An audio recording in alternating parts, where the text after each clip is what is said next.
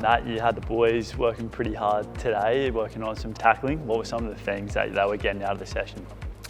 I think for me, from my background, rugby background, a lot of the things we speak about is like closing space, time and space, and the footwork into contact. So I reckon that's sort of my main theme that I've been bringing into the tackling stuff. Like once we get to the contest, then the boys are normally pretty sweet because they're aggressive and they've got a good mindset, but it's just sort of sharpening up their footwork into contact, which we worked on today and we've been working on most of the pre-seasons. And I guess how does that help the players come game day? What are some of the things that they can take from in here and implement out there?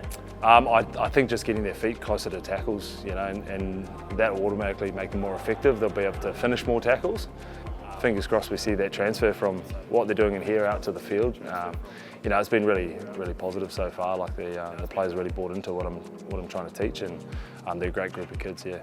And obviously, coming from a professional rugby background, is there a bit of a art to tackling that's different from rugby to footy, the way you kind of implement it? Definitely. Like there's a lot of differences within the rugby game and the AFL game. Obviously, you got the 360 game.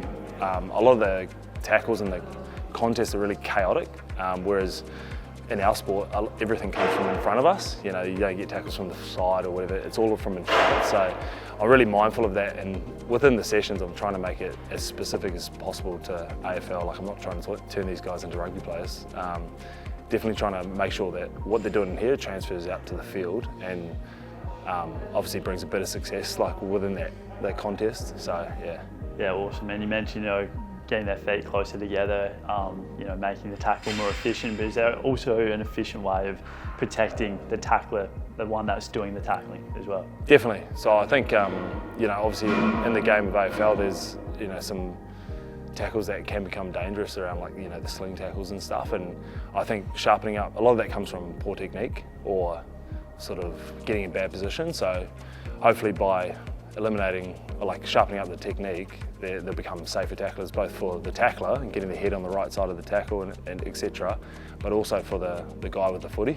And just lastly, has anyone impressed you the most? Any standouts from today's session?